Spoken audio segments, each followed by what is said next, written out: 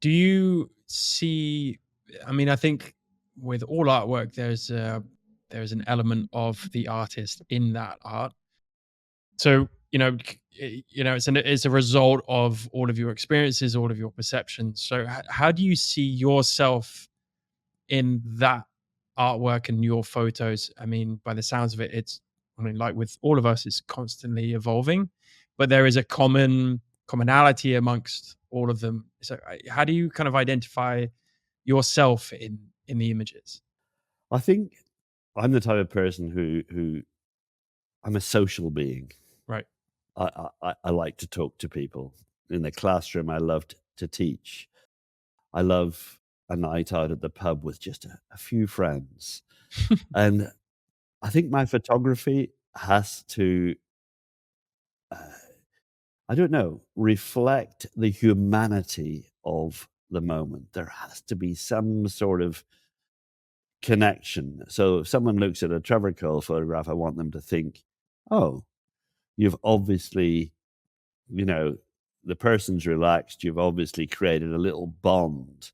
So I think it's that bond that I want people to see.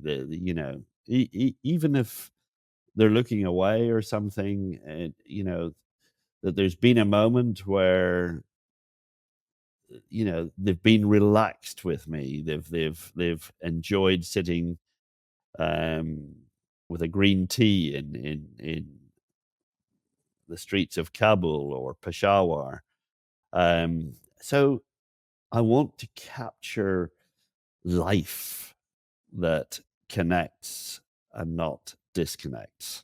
I love that. I love the way you put that. Well, how do you then translate that to your education, and what advice can you give, or do you give, to those aspiring photographers who are looking to infuse, a lot more meaning and purpose in their photography? It's quite often the stumbling block, right? Come and tour with me. Basically, I would encourage people to take time to get to know their subjects, to wander the streets, sit down, have a chai, sit down on an old log and watch, look, observe, take photos that really reflect moments where you've talked, you've maybe gone up to an old tribesman and you've patted him on the shoulder and said, "How are you doing?" And it works so well. And even in places like Harar in eastern Ethiopia, which is strictly conservative Muslim, um, men are never a problem. But if you sit down on the street and you pop your camera up, at a woman's face, and she goes, "No, no, no, no, no, no," and then you say, you do it again, and you just have a little bit of a laugh with them. You'd be amazed how many times they'll say, "Okay, okay, I'll let you take the photo." So, I mean, there's a hell of a lot of rejections as well. But at the end of the day, you have to try and you have to be positive. You have to be a little bit, I think, extrovert in some ways. Being introvert doesn't really help with the camera because if you're shy, they'll shy away. Um, so it's good to be social. Smile goes a long way, right? Absolutely. To breaking that barrier of trust, and soon as you get let in, the world is usually your oyster.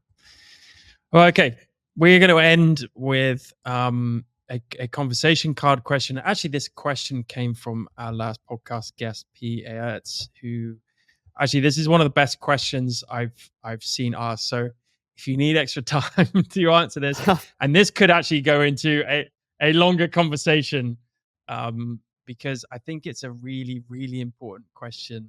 I don't think it's important actually. I think it's a very interesting question that we can talk about. And the question is, what is more important, the encounter or the photograph, and why? Well, I think my answer is they're both inextricably connected. Um, it is That's absolutely. a cop out. But I would have to say, um, it's the encounter that creates the photograph. But if I didn't get the photograph, then I think the encounter is much more important.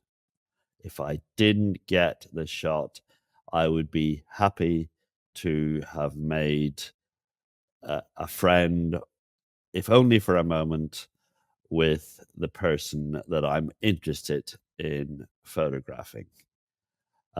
So the photograph is going to have no value unless there's an encounter.